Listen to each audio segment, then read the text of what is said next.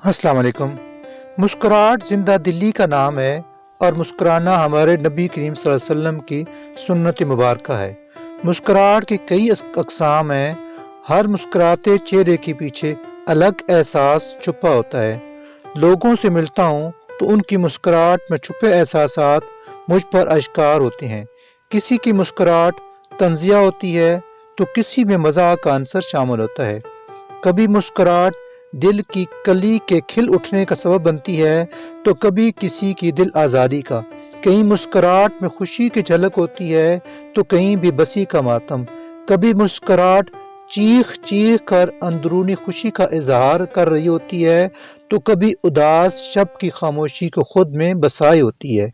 मुस्कुराहट हजारों राज छुपाए होती है।